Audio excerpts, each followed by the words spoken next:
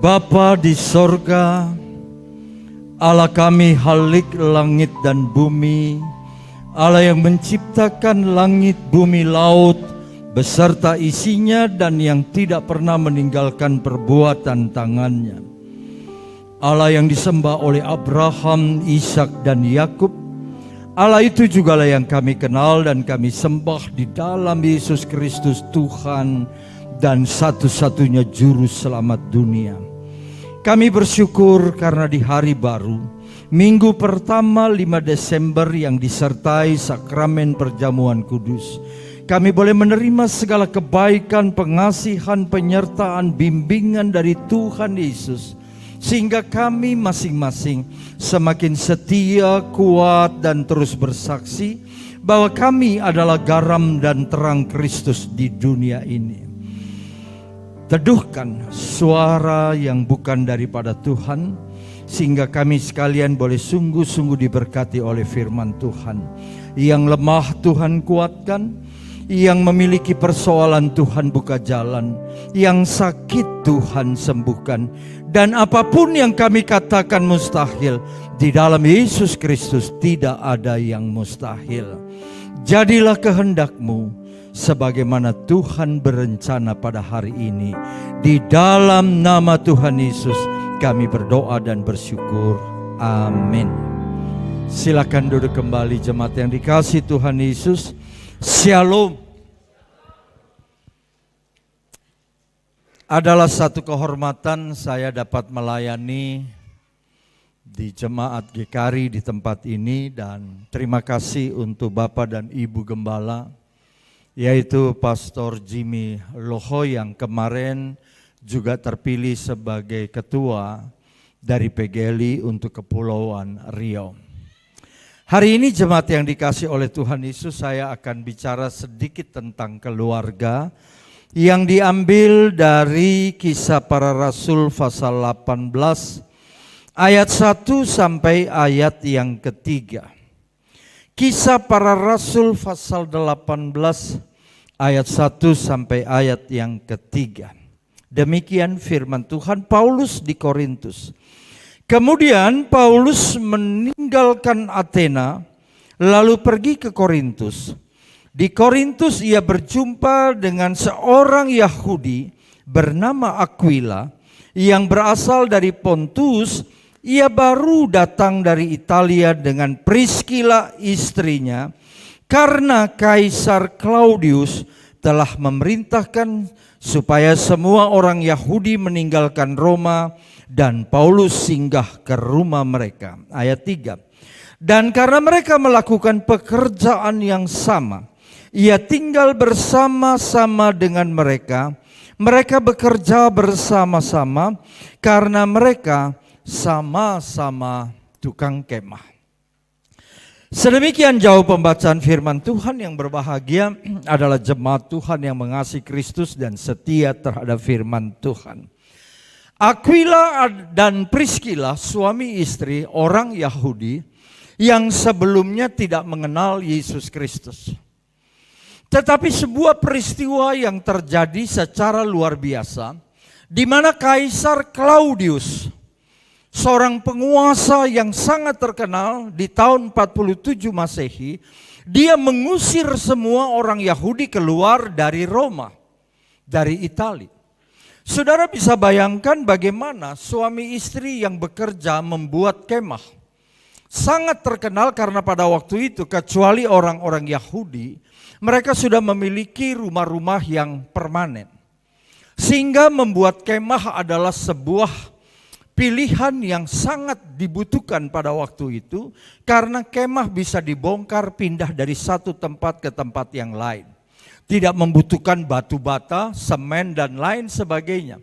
Nah saudara-saudara, pada waktu Claudia dan Priscilla tinggalkan Italia, saya bisa membayangkan mereka memiliki rumah, memiliki perabotan-perabotan, mungkin juga ada hewan di belakang rumah, dan kalau gaya yang ada di Italia pasti punya kolam renang. Tetapi karena peraturan dari Kaisar Claudius, mereka diusir. Semua orang Yahudi diusir. Keluar tinggalkan Roma, Dan mereka hanya bisa membawa apa yang mereka bisa bawa. Tidak mungkin juga kalau melihat sampai ke Korintus mereka mengendarai kendaraan atau menunggangi keledai. Berarti mereka berjalan kaki dan ini sebuah pengalaman kehilangan harta benda yang sangat banyak. Pada waktu ayat ini kita baca, tidak hanya Aquila dan Priscilla yang kehilangan harta benda, tetapi semua orang Yahudi kehilangan harta bendanya. Namun di dalam ayat yang kita baca, ketika mereka tinggalkan semua yang mereka miliki, mereka ke Korintus. Dan di Korintus berjumpa dengan Rasul Paulus, dan Rasul Paulus memberitakan Injil kepada Aquila dan Priscilla. Tidak ada catatan di dalam Alkitab, tetapi mereka suami istri mengalami mujizat. Mujizat itu yaitu percaya kepada Tuhan Yesus.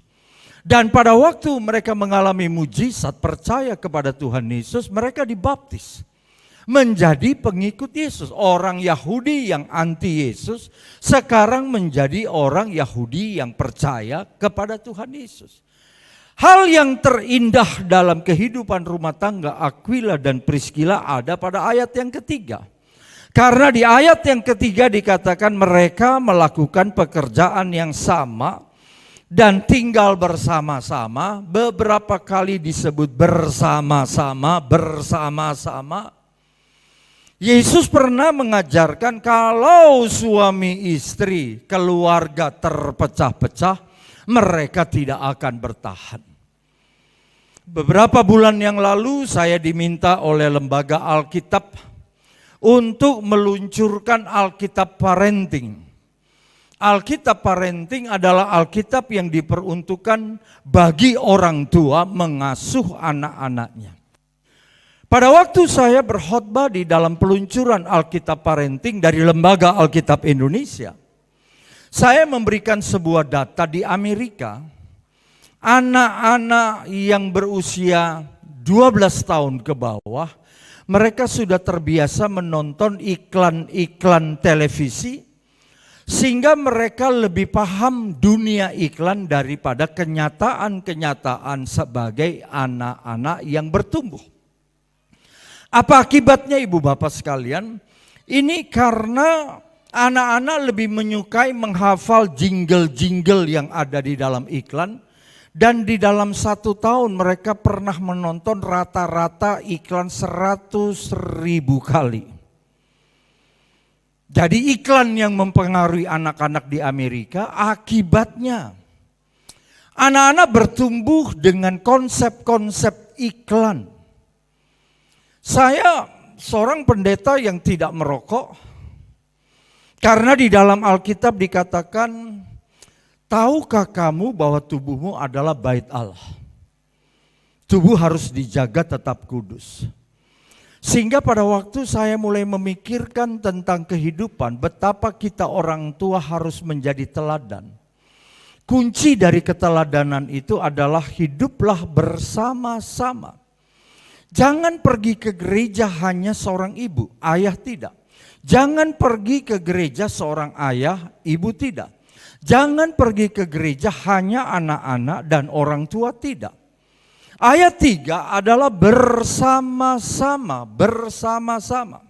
Saya dengan istri sejak menikah, kami selalu bersama-sama di mana saja. Sehingga kalau ada orang yang berkata kepada saya, Pak Roni melayani di sebuah wilayah di luar Indonesia 3 bulan, 6 bulan, saya tidak mau. Karena buat saya keluarga adalah hal yang pertama. Kalau kita dengar kata family itu adalah father, lalu family yaitu mother, father and mother, lalu kemudian yang li itu kalau disingkat dia menjadi I love you. Family, father and mother, I love you. Tetapi anak-anak dalam banyak hal kehilangan figur dari orang tua.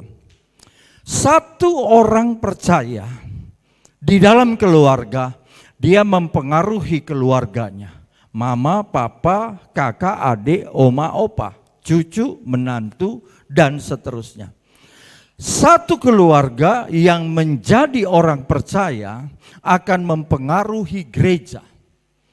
Kalau gereja beranggotakan keluarga yang terus bersama-sama, maka gereja berdiri di tengah dunia sebagai gereja yang kokoh.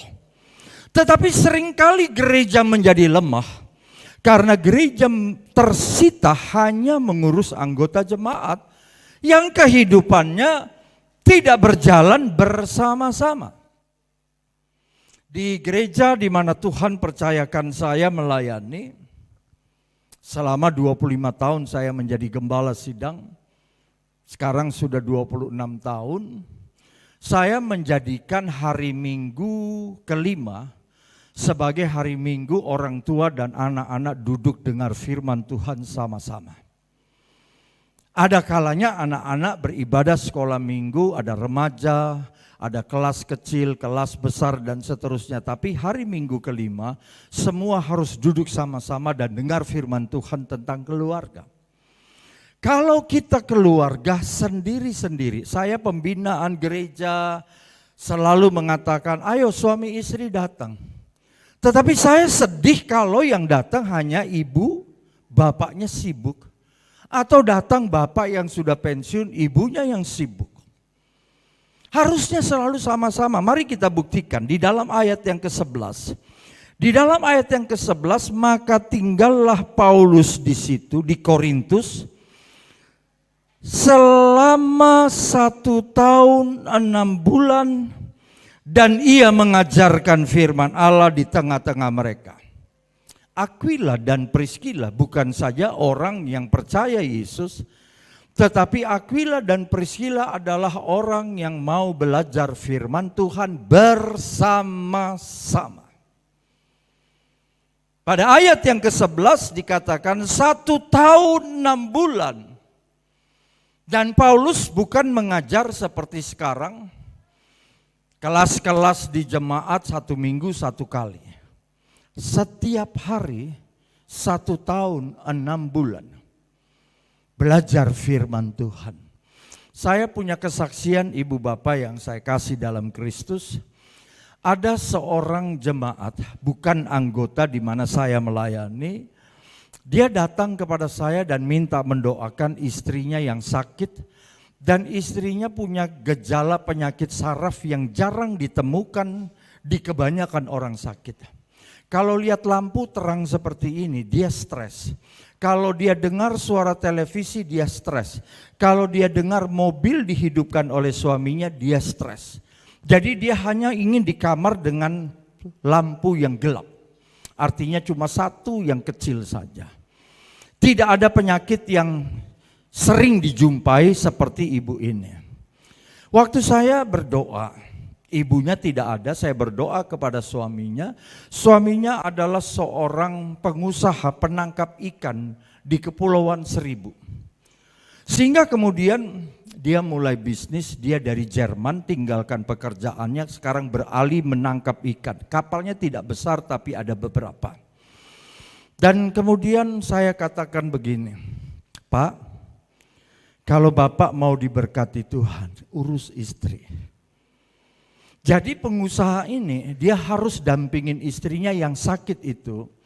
Bayangkan dia bersaksi kepada saya, Pak Roni, saya pengusaha. Kalau orang bertanya kamu di mana? Di rumah. Pagi di rumah, siang di rumah, malam di rumah. Pengusaha itu kalau ditanya kamu di mana? Pagi di Jakarta, siang ada di Singapura, malam ada di Bangkok. Atau di Jakarta, di Semarang, Surabaya. Tapi kalau saya ditanya, kamu di mana? Saya di rumah. Kamu di mana? Saya di rumah. Dan kemudian dia undang saya dalam sebuah ucapan syukur karena usaha kapal penangkap ikannya paling sukses di Indonesia. Begitu besar. Cuaca tidak membaik, ada waktu di mana cuaca ekstrim, kapal-kapalnya mendapatkan ikan lebih dari 100%, sementara kapal-kapal yang besar tidak dapat ikan. Lalu dia dipanggil oleh uskup yang ada di NTT, Nusa Tenggara Timur. Dia tidak kenal siapakah orang-orang rohani di NTT. Jadi dia datang, kamu datang ke tempat saya uskup yang ada di Nusa Tenggara Timur dari gereja Katolik. Pada waktu dia datang ke sebuah tempat, dia kaget. Karena di ruangan pertemuan dengan uskup, seluruh bupati yang ada di kawasan Nusa Tenggara Timur kumpul. Lalu kemudian uskup bilang begini, ini Bapak adalah pengusaha ikan. Dan dia adalah orang yang selalu bersama dengan keluarga. Sekarang saya minta persetujuan dari seluruh bupati bahwa seluruh perairan yang ada di Nusa Tenggara Timur, kita percayakan ikannya ditangkap oleh Bapak ini. Dan dia dapat berkat. Pada waktu dia kasih video ke saya, dia bersaksi, inilah orang-orang yang bukan Kristen menangkap ikan. Jadi pada waktu kapalnya sedang berlayar, saudara tahu ikan itu datang menghampiri kapal. Sampai pemimpin-pemimpin, bukan nahkoda ya, pemimpin penangkap ikan teriak-teriak, Bapak, ini ikan datang sendiri ke dalam kapal. Jadi bukan mereka cari ikan, tapi ikannya yang datangi perahu mereka. Pada waktu dia bersaksi begitu, saya tanya, kesimpulannya apa?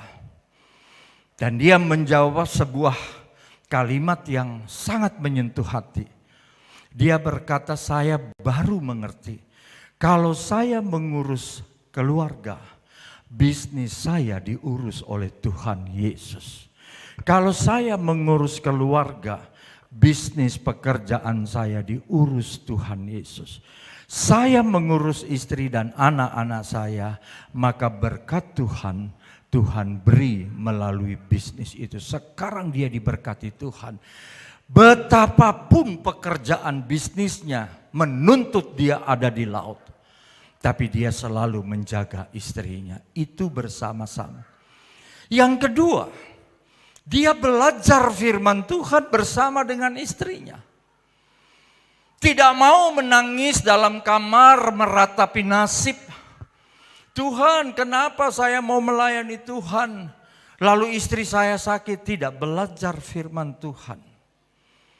Ada banyak keluarga yang rindu suami istri diberkati, anak-anak diberkati oleh Tuhan, tetapi persoalannya tidak mau belajar firman Tuhan. Siapa yang hidupnya diurus oleh firman Tuhan, keluarganya diurus oleh Tuhan. Ini luar biasa. Sekarang saudara lihat pada ayat 18.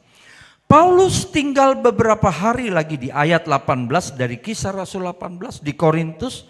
Lalu ia meminta diri kepada saudara-saudara di situ dan berlayar ke Syria. Sesudah ia mencukur rambutnya di kereta, dan karena ia telah bernasar, Priskila dan Aquila menyertai dia. Keluarga Aquila Priskila yang diusir dari Roma ketemu Rasul Paulus di Korintus, mujizat terjadi, hidup mereka diubahkan, mereka dibaptis, mereka belajar firman Tuhan 1 tahun 6 bulan.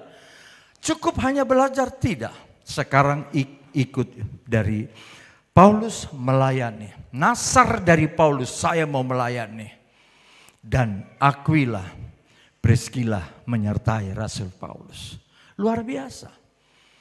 Gereja, pastor, gembala akan menjadi hamba-hamba Tuhan yang semakin memberkati jemaat, karena dari jemaat banyak yang mendukung pelayanan gembalanya.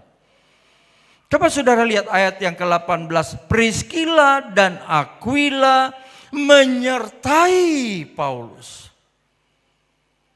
Hidupnya dipersembahkan kepada Tuhan Yesus melalui pelayanan Rasul Paulus.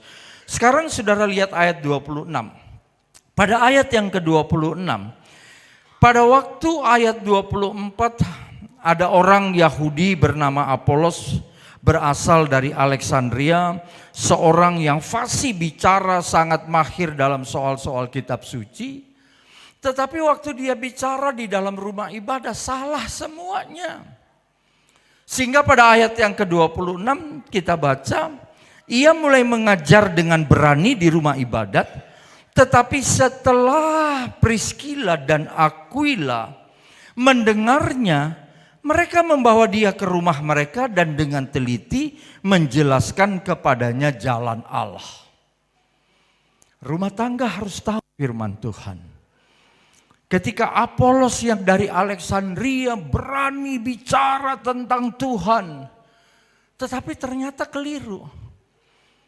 Yang diajarkan oleh Apolos adalah ilmu agama dan tidak berjumpa dengan Tuhan Yesus. Sekarang Aquila dan Priskila panggil pengkhotbah ini. Di dalam ayat yang ke-26, mereka membawa dia ke rumah mereka dengan teliti. Teliti. Maksudnya teliti karena suami istri ini sudah belajar firman Tuhan dari Paulus.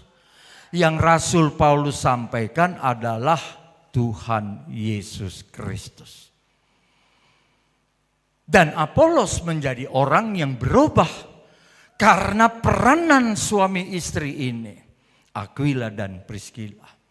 Dalam literatur di Israel yang saya coba cari, ternyata anak-anak dari Aquila dan Priskila adalah anak-anak yang taat melayani dan meneruskan pelayanan orang tuanya setelah Aquila dan Priskila tidak ada.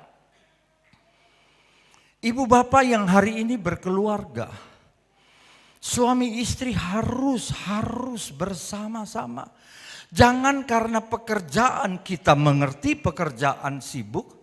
Jangan karena alasan-alasan yang lain sampai suami istri sudah kehilangan kebersamaannya itu. Harus selalu bersama-sama. Kalau hari ini ibu datang tanpa suami, suami datang tanpa ibu, istri, komitmen. Mulai nanti kita mau jadikan momentum Natal tahun 2021 sebagai keluarga yang bersama-sama, togetherness. Sekarang saya ajak ibu bapak lihat dalam Roma pasal 16. Setelah Rasul Paulus tidak bersama-sama dengan Aquila dan Priskila.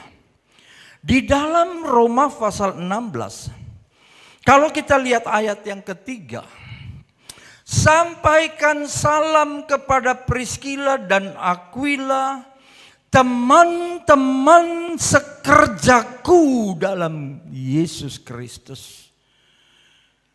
Keluarga ini adalah partner, kawan sekerja dari Rasul Paulus.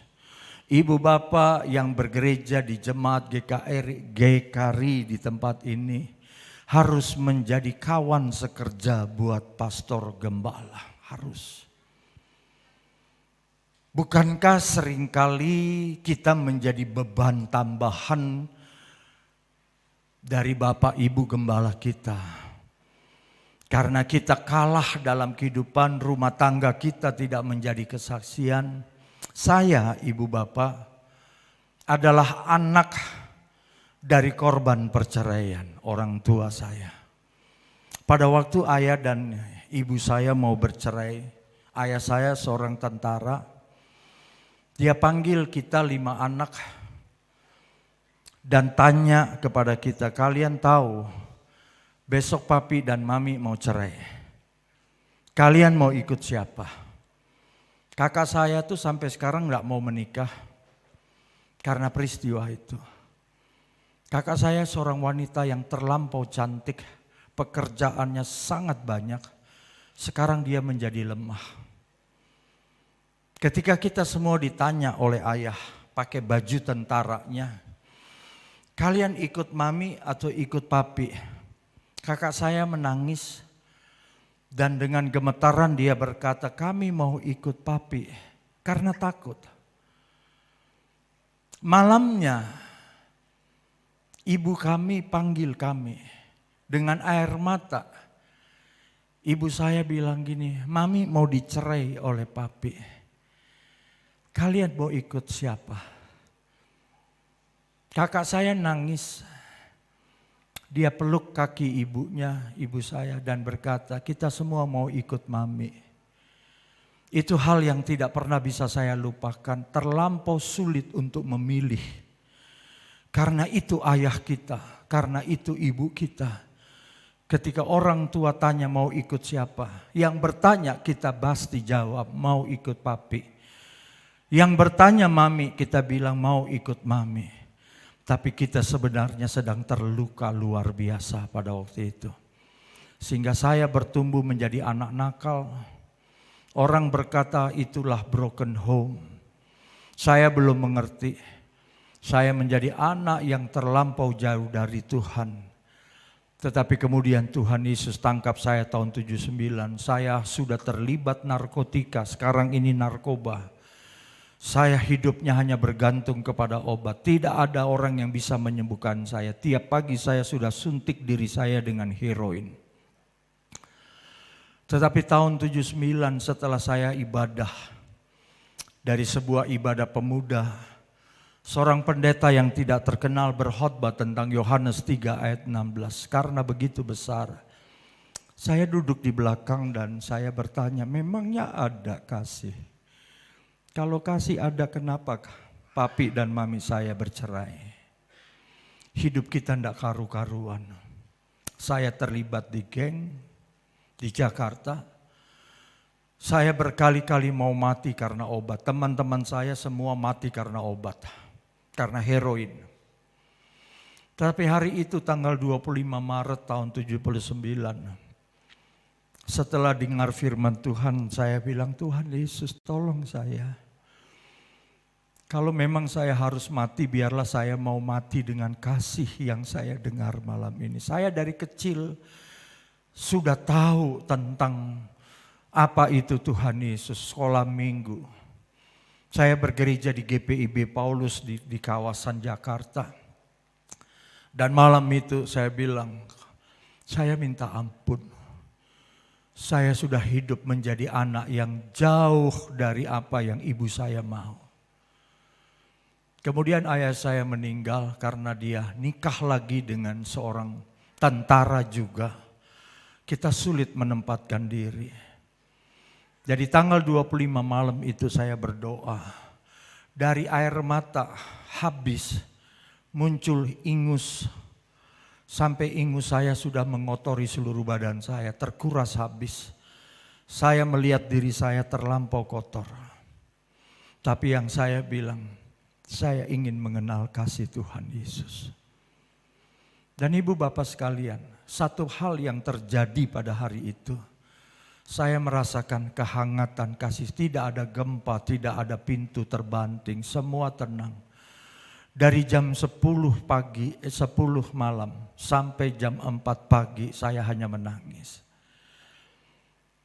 Hari tanggal 26 saya tidak mau merokok lagi.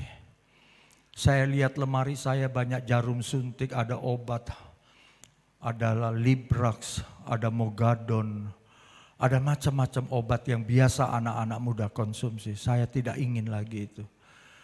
Baru nanti setelah saya bergaul dengan firman Tuhan, saya menemukan ayat 2 Korintus 5 ayat 17. Jadi barang siapa di dalam Kristus, ia menjadi ciptaan yang baru, yang lama sudah berlalu dan yang baru sudah tiba. Tetapi tahukah ibu bapak, orang-orang yang seperti saya sampai hari ini dari anak-anak muda belum berhenti berkisah tentang keluarganya. Saya seringkali melayani keluarga yang mau bercerai, anggota jemaat. Dan saya orang yang selalu menangis. Ibu bapak mau bercerai, tahu. Kalau saya gembala dari ibu bapak adalah anak hasil dari perceraian. Ada yang nyinyir, ada yang emosional. Saya terus menangis. Jangan. Mulailah dengan selalu bersama-sama. Kalau kita mau rumah tangga kita kuat, jadilah kawan sekerja dari Pastor Jimny Loho dengan ibu, dengan keluarga. Jadilah kawan sekerja, jangan jadi beban. Yang kedua dari bagian terakhir ayat 4. Mereka, kata Rasul Paulus, maksudnya Aquila dan Priscilla, telah mempertaruhkan nyawanya, hidupnya untuk saya.